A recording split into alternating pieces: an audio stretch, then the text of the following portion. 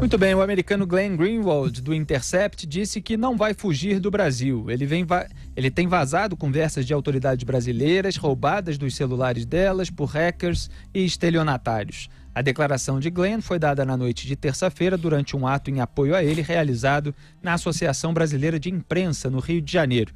Glenn, que é cidadão norte-americano, mostrou o passaporte para os apoiadores, dizendo que tem a prerrogativa de sair do país a qualquer minuto, mas que decidiu não fazer isso. Vamos assistir a um trecho, Celso. Eu não me importo qual ameaças a família Bolsonaro fez contra mim. Eu não me importo se eles mandam a Polícia Federal para minha casa. Eu não me importo que Sérgio Moro disse sobre nós como sobre nós não somos jornalistas. O hacker Walter Delgatti Neto, que foi preso e assumiu o ataque aos telefones, afirmou ter repassado as mensagens a Glenn Greenwald. O presidente da Câmara dos Deputados, Rodrigo Maia, do Democratas, o DEM, gravou um vídeo que foi exibido durante o evento, defendendo o sigilo da fonte e a liberdade de expressão. Tem um trecho aí, Celso, pode soltar. Um agente público com uma informação sigilosa entregou um meio de comunicação. Esse meio de comunicação deu divulgação. Ele está protegido pelo sigilo, que é um direito democrático no nosso país. Um hacker, um criminoso, extraiu informações de um cidadão, passou para a sua fonte. Ela pegou essas informações e jogou na sociedade. Então, o sigilo da fonte é um direito democrático, não é a favor do Glenn, mas é a favor da nossa liberdade de expressão. Rodrigo Maia depois disse que Glenn Greenwald postou sua própria interpretação do vídeo que o presidente da Câmara gravou. Afirmou, aspas, no vídeo defendo exclusivamente a liberdade de imprensa e o direito ao sigilo da fonte garantidos na Constituição. Fecho aspas. O ato em solidariedade a Glenn Greenwald teve a participação de artistas como os mesmos suspeitos ou culpados? Os mesmos suspeitos de sempre. Chico Buarque, Wagner Moura, Marcelo D2 e Camila Pitanga. Os deputados Marcelo Freixo, do PSOL, e Jandira Fegali, do PCdoB, também estiveram por lá. Augusto Nunes, a gente comentou aqui que tem esse pessoal, o Francisquini, por exemplo, falou em rede social que o Glenn devia ser expulso do país, e eu fiz a crítica naquele dia, falando que não tem nada que falar um troço desse. Porque se houver indícios, a gente está repetindo desde o começo, né? Se houver indícios de conluio com o hacker, com o estelionatário, para que esse crime fosse cometido, aí sim vai se chegar uma investigação a respeito do Glenn Greenwald. Mas, de fato, a lei brasileira protege que ele faça isso, o que não quer dizer que as mensagens sejam divulgadas, ou no máximo é discutível essa questão, mas o que não impede, é bom deixar clara essa diferença entre legalidade e moralidade, de a gente avaliar criticamente a maneira como ele está procedendo para essa divulgação e as acusações e ilações que ele tem feito em cima de supostas mensagens que eu tenho chamado de pastéis de vento, porque a gente analisou uma por uma aqui e não viu absolutamente nada de ilícito ali. Augusto Nunes. Bom, nós defendemos aqui desde sempre, desde o começo do programa, e antes dele nós sempre defendemos a liberdade de imprensa. Agora, o jornalista não tem direito a tudo, não tem direito a tudo. Ele não pode matar, por exemplo, como Pimenta Neves, e ficar 10 anos por ser jornalista e ter acesso a advogados aí que recebem dólares por minuto, fica 10 anos em liberdade, aí empurrando com a barriga o começo do cumprimento da pena, que não durou nem 3 anos. Já está em liberdade há muito tempo. Vamos lá. Alguns advogados dizem o seguinte, né? Eles lembram que existe o crime de receptação, que pode resultar em prisão de 1 a 4 anos, de prisão e multa. Ele diz o seguinte: receptação é o ato de adquirir, receber, transportar, conduzir ou ocultar em proveito próprio ou alheio coisa que sabe ser produto de crime, ou influir para que terceiro de boa fé a adquira, receba ou oculte. Pois bem, está claro agora que houve um crime. Os hackers invadiram criminosamente a privacidade de procuradores, de de juiz, até do presidente da República, sabe-se agora, e de outras pessoas, isso é crime. Sabendo que é crime, pode continuar publicando, é isso? A fonte já foi identificada, não se discute mais sigilo da fonte. A fonte é essa, são bandidos. Agora, quanto a essas declarações, manifestações de solidariedade dos solidários de sempre, que são seletivos, eu convido essa turma a continuar mobilizada e defender os verdadeiramente ameaçados, profissionais verdadeiramente ameaçados, que são os jornalistas da Venezuela e os jornalistas de Cuba, que nem sonham com liberdade de imprensa. É só aqui que vale. Eles não se incomodam com o que ocorre em outros países.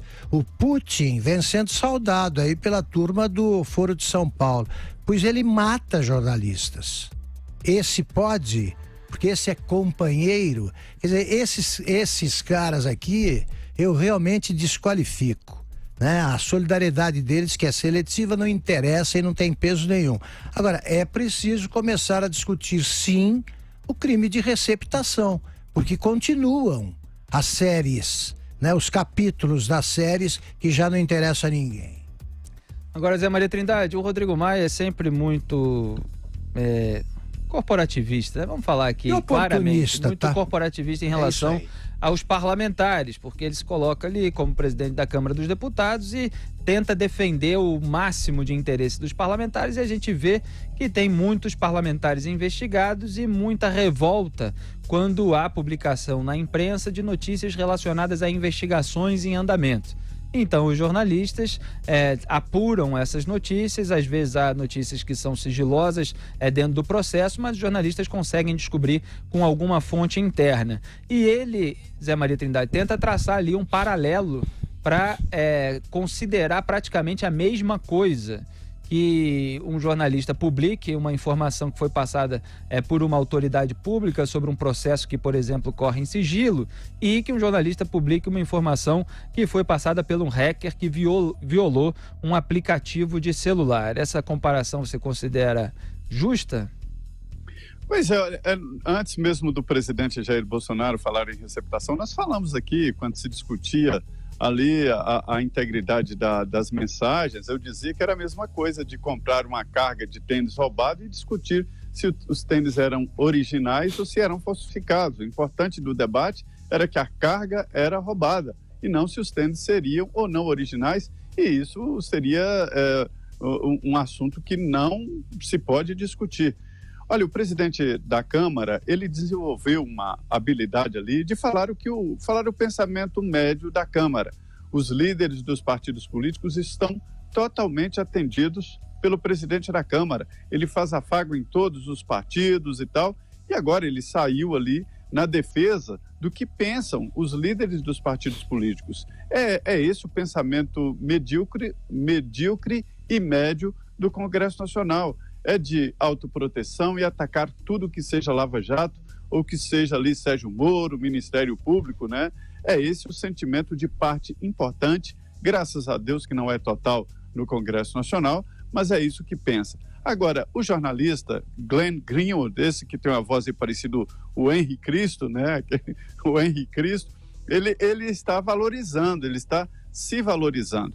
O presidente já explicou, o ministro da Justiça e Segurança Pública, Sérgio Moro, já explicou, aquele decreto do Ministério da Justiça dizendo que pessoas que cometeram crimes comuns não poderão entrar no Brasil, não tem absolutamente nada a ver com este crime aí de invasão de telefones particulares e nada a ver com a publicação deste conteúdo roubado. Quer dizer, isso é outra coisa. A situação, inclusive, do Glenn é uma situação privilegiada. Ele é um brasileiro. Ele é casado aqui, inclusive com um deputado federal, tem filhos que foram adotados. Então, uma coisa não tem nada a ver com outra, e não se expulsa ninguém de um país a não ser em virtude da lei, e não há lei que possa obrigá-lo. Considero que ele está se valorizando aí nessa possível ameaça que não existe. É isso aí. Então, muita gente que se afoba, Augusto Nunes, eu acho, em tirar conclusões, acaba permitindo que o Glenn Greenwald fique posando de mártir da liberdade de imprensa. E ele está muito longe de ser um exemplo de jornalista, né? Ele é um advogado que eu também não tenho diploma de jornalista, mas eu sou jornalista. Ele é um advogado militante que publica coisas. Ele não é jornalista. E faz acusações graves a partir... Faz acusações graves, interfere em assuntos importantes, aí interfere com a segurança do Estado, interfere com assuntos delicados e acha que tem direito a tudo. Não é? Com esse sotaque aí de padre que acabou de chegar, ou de diplomata aí que acabou de assumir, fez português em Portugal, não dá, né? Esse cara aí primeiro precisa se familiarizar com a língua, né? E depois... ele é um advogado americano, é isso que ele é. Exatamente. É interessante, Felipe, que o Augusto falou tudo isso aí. É uma questão de segurança nacional, sim. Isso aí. Porque os hackeados foram figuras importantíssimas. Eu já achava isso lá atrás, depois da revelação de que presidente da Câmara, presidente do Senado, presidente da República, ministros do Supremo, procuradores, juízes, delegados da polícia foram hackeados. Aí é que eu entendi mesmo que se trata de um assunto de segurança. Não tem por que discutir o conteúdo. Quero ver se essas pessoas que agora são juízes deles mesmos, né, se eles publicarão o que o presidente da Câmara fala lá no privado com familiares, amigos, enfim, se publica tudo. Se pode uma coisa, pode outra, né? Você imagina, quer dizer, ele tem acesso a conversas que podem ter tratado de assuntos íntimos de autoridades aí que podem ser afetadas pela divulgação desse negócio. Como é que pode tratar essa turma aí que fica prestando solidariedade? É a turma que eu chamo de o batalhão da BIC. Passa qualquer abaixo-assinado a favor de Índia, Amazônia, esquerda, jornalistas esquerda, eles vão assinando. Agora, eles não tinham a mesma coragem, não, quando havia o regime militar. Aí eles ficavam quietinhos, tal, ficam valentes da democracia e ficam do lado de quem está sempre errado.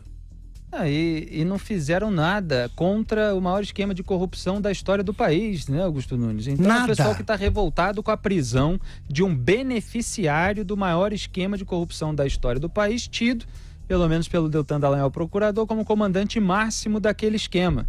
E tem essa histeria, manifestações histéricas contra quem fez justiça.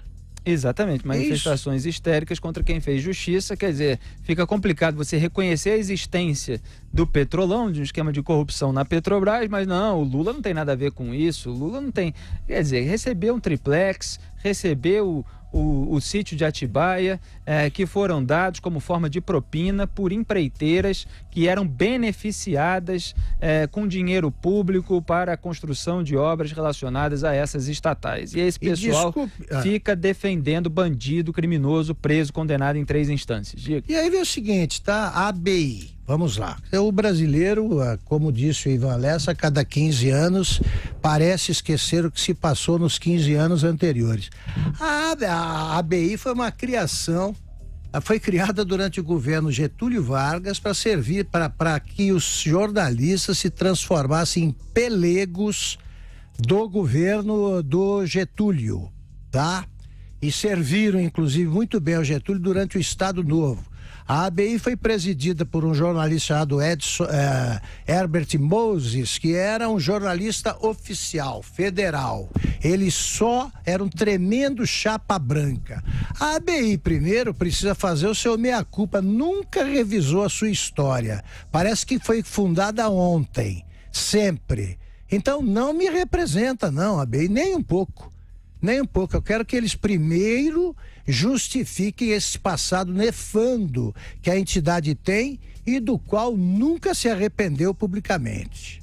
Em relação à investigação, vamos esperar para ver qual vai ser a posição da Polícia Federal em relação à atuação do Glenn Greenwald nesse caso, já que ele recebeu, ao que tudo indica, foi confirmado pelo hacker, o material diretamente dele. Teve aquele alegado intermédio da Manuela Dávila, que teve o seu celular violado pelo Walter Delgatti e acabou conversando com ele, né? Eu até ironizei, olá, meu hacker querido e tal. E ele teria dito que tinha provas ilícitas contra autoridades e aí ela se interessou. Agora, como eu mostrei aqui na sexta-feira passada, a nota à imprensa da Manuela Dávila não citou o envio de áudio de procuradores pelo Walter Delgatti. O Walter Delgatti, no depoimento, falou que enviou áudio de procuradores à Manuela Dávila. Manuela Dávila agora se faz de jornalista, mas não é jornalista não, é política. Então esse negócio de sigilo da fonte ali com ela, é preciso avaliar também. Então eu estou curioso para saber se a Polícia Federal vai comprar alguma briga, se vai conseguir reunir outros elementos que possam trazer algum tipo de acusação a respeito dessas pessoas, da Manuela Dávila, do Glenn Greenwald, mas a princípio fica aí essa história de sigilo da fonte e tal, e eles tentam posar de mártires, defensores da liberdade de imprensa. Diga aí. Só queria registrar que o Herbert Moses foi presidente da ABI de 1931 a 1964.